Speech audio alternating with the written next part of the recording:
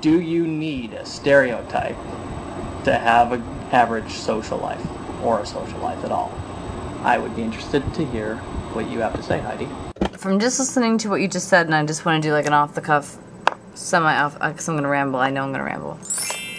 For you to have an average, stereotypical social life, it's in your best interest to join a group.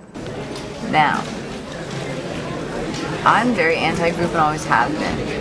I was always kind of much a floater, and I guess I had enough friends that it didn't really matter to me. And so I would float around with different groups, and different people from different groups I would gain trust with. Others I'd have great acquaintance situations with, but I was uniquely a floater. When people go someplace new, especially college, and see YouTube is its own microcosm, which is also very relatively new. So you see a lot of stereotypical cliques or stereotypes happening right here. And a lot of that is because of the newness, pack mentality, fear, more than anything fear. Wanting to make sure that there's that comfortable norm and acceptance because of a common reason. And to get that comfortable norm and acceptance for a common reason, people have to figure out what that common reason is and then decide they're going to form a group around it. Now, when you go off to college, to be able to identify with yourself, it's a very, very common practice. You go from your family to a new peer group, or from an old peer group in high school to a new peer group in college.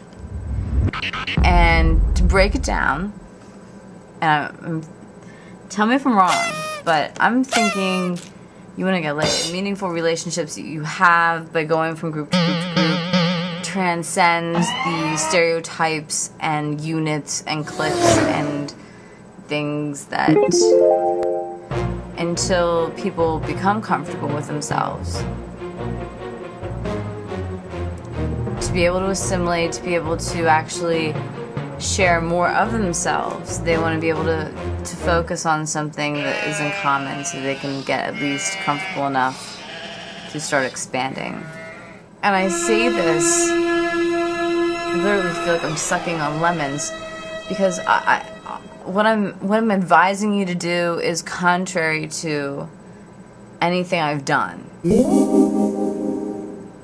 Mind you, I'm sitting alone in the woods, okay? Happily. But I, many lovely relationships, great friendships, but I'm sitting alone in the woods. And I'm very comfortable with that. I'm comfortable with my friends. And I'm comfortable not being part of a group. In fact, I just, maybe I just saw too many cliques in high school growing up. I don't know. It's probably in your best interest to join a group. So conflicted. Maybe it's sad that I'm an individual. Maybe it's sad that there's some individuals out there that don't belong to groups, but I don't see it as being sad at all. I can't imagine having to curtail to society in any stereotype any more than I already have. Alright,